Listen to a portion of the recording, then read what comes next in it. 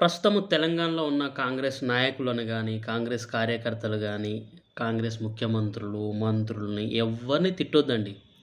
ఎందుకు అంటే తెలంగాణ ప్రజలే అడిగిర్రు. ఏమని అడిగిర్రంటే, "మాకు ఉచిత బస్సు పెట్టండి" అని తెలంగాణ రాష్ట్రంలో ఉన్న ప్రజలు మొత్తం అడిగిర్రు మాకు.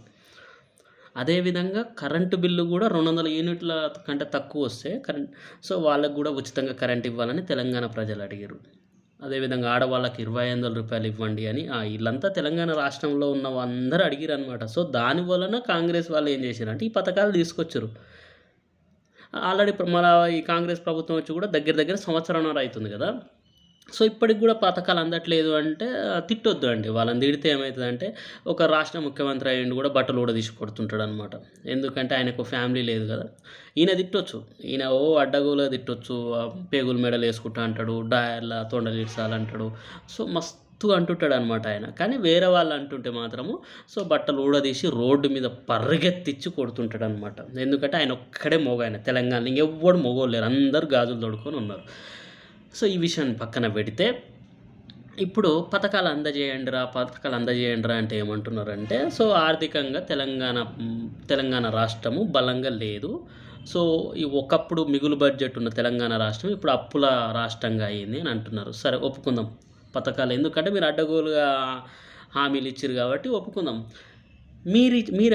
మీరు చెప్పిందే గదా తెలంగాణ ప్రజలు అడిగేది. మీరు చెప్పినయే గదా! మీకు ముందే తెలుసు తెలంగాణ రాష్ట్రం అప్పుల పాలుందని ప్రతిపక్షంలో ఉన్నప్పుడు మైక్ దొరకంగానే అడ్డగోలుగా మాట్లాడిర్రు. కానీ అప్పుడు తెలవలా? తెలంగాణ ఒకవేళ మన ప్రభుత్వమే ఫార్మ్ అయితే కాంగ్రెస్ ప్రభుత్వం ఫార్మ్ అయితే తెలంగాణలో ఎట్లరా నాయన ఈ హామీలను ఎట్లా నెరవేరుతాయని అప్పుడు తెలవదా? అప్పుడు చదువుకోలేదా? అప్పుడేమన్నా ఈకిర్రా? ఇప్పుడు ఇయ్యాల వచ్చి పథకాలు అమలు చేయండి అంటే మా ప్రభుత్వంలో పైసలు లేవు, ఖజానా లేదు. ఇవన్నీ పక్కన పెడదాం. 2,00,000 ఉద్యోగాలు జాబ్ క్యాలెండరు జనవరి 1 తారీఖున రిలీజ్ చేస్తామని చెప్పిన రేవంత్ ఈ పథకాలు ఇవ్వాలంటే పైసలు ఓకే పక్కన పెట్టండి. ఇప్పుడు ఈ 2,00,000 ఉద్యోగాలు ఇవ్వడానికి ఎందుకు మీరు వెనకాడుతున్నారు? ఎన్ని జనవరిలు అయిపోయినాయి మీ ప్రభుత్వం వచ్చినాక? 2 జనవరిలు వెళ్ళిపోయినాయి కదా! రైతు భరోసా కింద కనీసము 5,000 ఉన్న 5,000 ఇయ్యండిరా అంటే మోతెవర్లలాగా మొగోళ్ళలాగా మేమే 7,500 ఇస్తాము, అట్లా ఇస్తాం, ఇట్లా ఇస్తామంటే ఉన్న 5,000కి దిక్కులేదు. ఇప్పటికీ 3 ఎకరాల లోపు ఇంతవరకు రైతుల వల్లే అకౌంట్లకి అసలు ఎంత పెట్టిరు? లిమిట్ ఎంత పెట్టిరు అది చెప్పండి ఫస్ట్. తెలంగాణ ప్రజలకి 5 ఎకరాలు పెట్టిరా, 10 ఎకరాలు పెట్టిరా, ఎంత పెట్టిరు చెప్పండి ఫస్ట్. ఏమన్నా అంటే మైక్ దొరికితే నీ అమ్మ సించుకుంటావు. ఒక రాష్ట్ర ముఖ్యమంత్రి నాయన నువ్వు గుర్తుపెట్టుకో. నిన్ను చూసి ఇంకొకడు ఇన్స్పిరేషన్ ఎట్లా అవుతాడంటే, నువ్వెట్లయితే తిడుతున్నావో నీకు ఇంకా వేరేవాడు నెక్స్ట్ వచ్చేటోడు కూడా అట్నే తిడుతుంటాడు. అట్లుండొద్దు ఒక రాష్ట్ర ముఖ్యమంత్రిగా ఉన్నప్పుడు. ఇంతకుముందు ముఖ్యమంత్రులు కొందరు ఉన్నా కూడా కొందరు ఒక మైక్ దొరికిరంటే సిస్టమేటిక్గా మాట్లాడేది.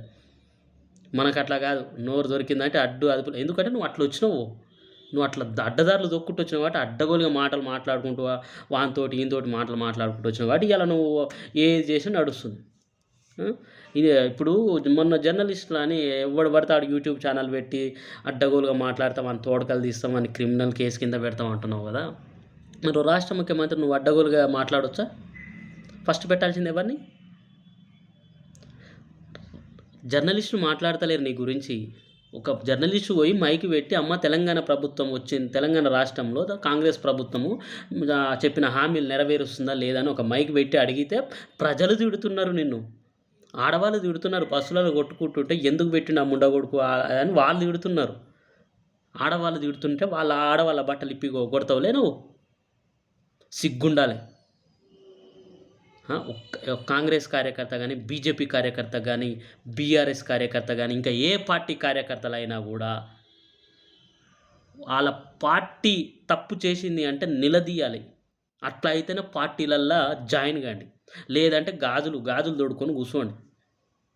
ఒక పార్టీ తప్పు చేసిందంటే ప్రశ్నించాలి. కార్యకర్తలే ప్రశ్నించాలి, నాయకులు ప్రశ్నించాలి. అంతే తప్ప ఆయన ఏ తప్పు చేసినా మా ప్రభుత్వం చేసింది కరెక్టు అంటే ఇంకా మీరు ఉండాల్సినంత అవసరం లేదనమాట పార్టీలలో. ఓకేనా? గాజులు తోడుకొని రోడ్ల మీద చప్పట్లు కొట్టుకుంటూ అట్లా అడుక్కోవచ్చు మంచిగానే.